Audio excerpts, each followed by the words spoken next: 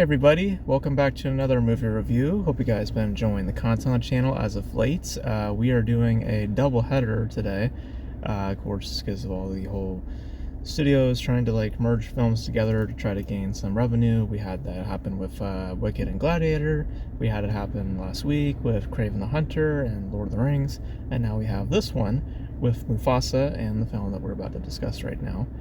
That film being Sonic the Hedgehog 3, which is of course the third entry in the Sonic the Hedgehog film series, once again being directed by Jeff Fowler and returning faces and voices such as Ben Schwartz, Jim Carrey, James Marsden, as well as some new faces of the cast, as well as Christian Ritter, and most notably Keanu Reeves, who plays Shadow.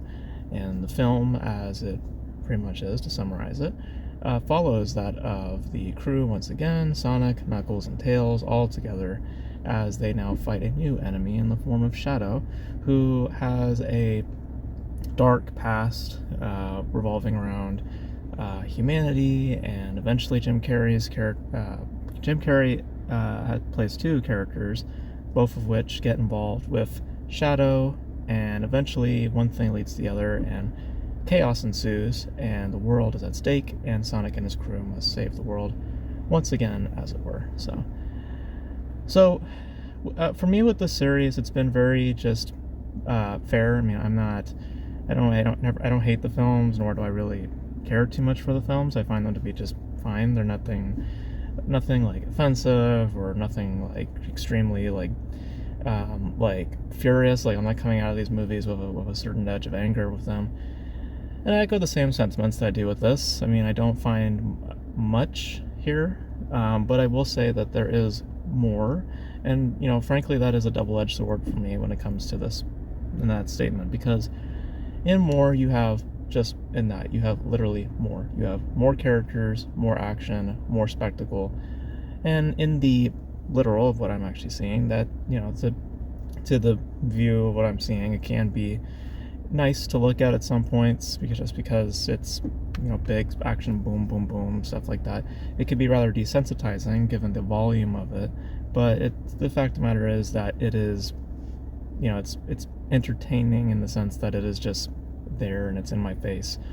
But what isn't in my face a lot of the time, and it's just the thing that happens with a lot of these films, just these sort of movies, is that in the spirit of Sonic himself, the film is very speedy, in that it just moves along, a lot less time to breathe, as much as it's just getting to the next beat and getting to the next action sequence, so when it comes to any sense of resonance that the film wants to deliver, which it tries to in the form of Shadow with his whole past, when in that saying the dark past is rather stale in overall delivery for me, mainly due with how it is exercised, mainly with how it is actually moving. It is just, again, very, very speedy, so the point where it's like we want to get to the next action beat, but we have to establish some sort of development. So here's a block, and now we're moving on. So, but for what it is, I mean, Shadow, and the utilization of Shadow is a little different, a little bit different flavor. But it's to say that it's like putting a strawberry or like a little cherry on top of vanilla ice cream. It's still vanilla ice cream, but there's a little cherry on top that makes it a little bit more tasteful than prior. So overall, I mean, I don't find much to the film. I don't find anything noteworthy of it. I don't find it to be like a major step up. I think between the three films, I think that this one has a little bit more variety in terms of a visual, in terms of an aesthetic, but I think that there isn't a lot there. Like, frankly, these films are just, to me, like, you can watch them pretty much in a vacuum. Like, there isn't a progression per se. It's not like where the first film there has a certain style or a certain flavor, a certain thematic interest, and the second film, third film, they all can kind of boil into one.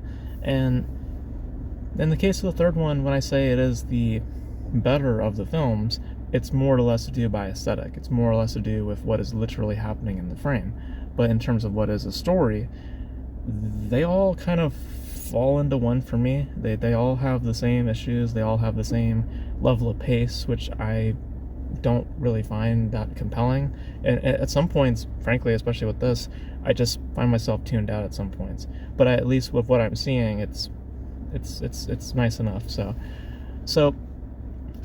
basically, to summarize it, I think that it's fine. I don't find anything like oh, this is really bad. I'm pretty sure there might be like some hardcore gamers that will find love in this. There was some cheers in my theater, or maybe the other way around, I don't know. But for what it is, as I've said before about the series, it's harmless. It really is just bare bones. If you're there just for aesthetic, just there for spectacle, I guess to some extent it delivers. But if you're looking for more than just a lot of explosions, which would be for me, if anything, then there's less to be desired. But also in the sense of how these movies have formed and just how the series is, it maintains in that same half-baked spirit that can be charming, but also is pretty flat. So it's okay.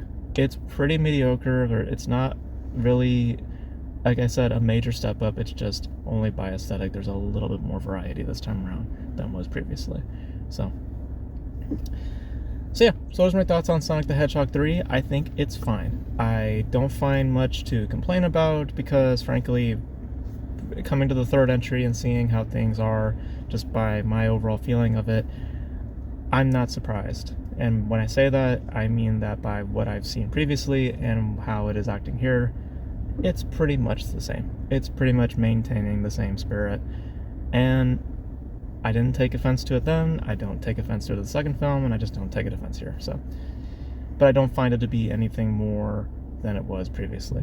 It's pretty much the same, except this one has a little more variety in color. So those are my thoughts on Sonic the Hedgehog 3. Now, of course, we're going to give it over to my little brother because he has been just excited for this film. So we're going to let him do his thoughts, and then we'll close it out. So I'm going to swing it over to him right now. In my opinion about this, it is super fun. I think, in my opinion, this is the best Sonic movie in the trilogy. Better than the first, better than the second. I think the story, I want to say about the story is that, I just want to get straight to the point, that it's the best. I think it's the best than anything. I mean, I like the visuals. The visuals were always good. I think they're always good sometimes.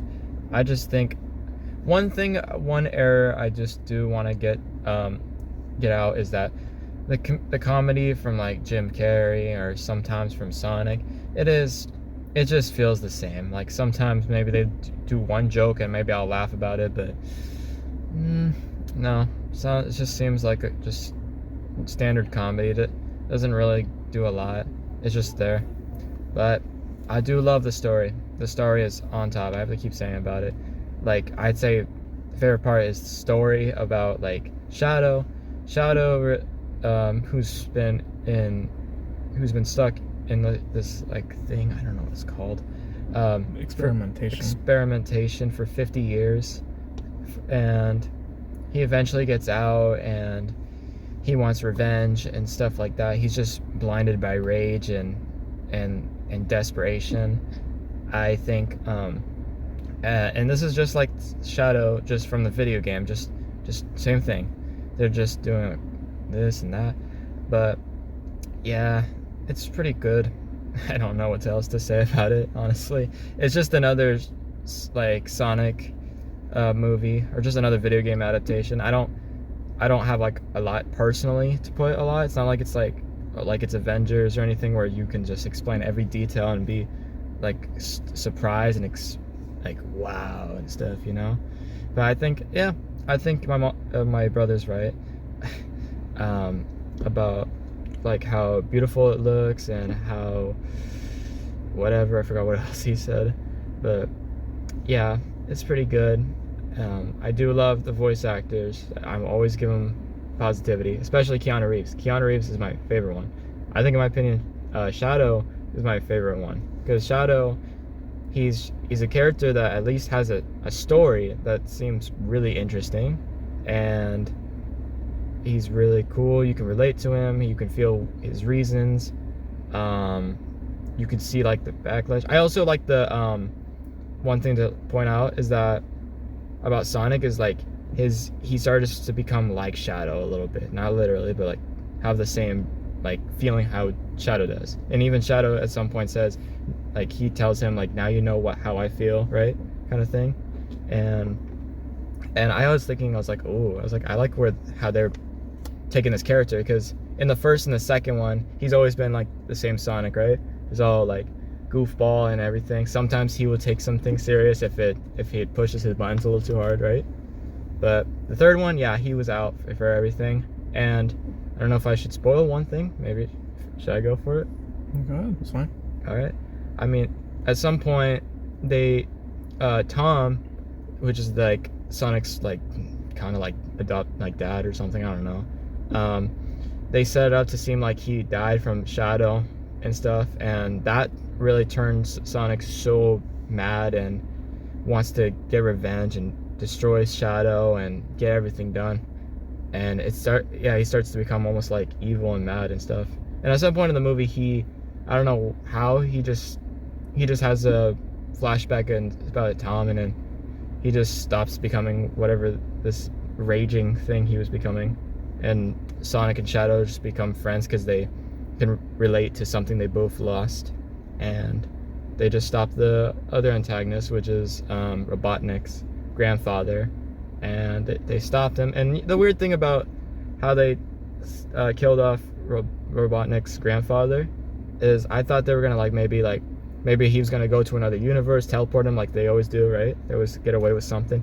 No, I mean, it's funny, he just dies like literally just by a flick or something like that. I think he died from just a single flick, and he gets like burnt from like the radiation of like the thing. I don't know what to explain. You have to see the movie to see what I mean.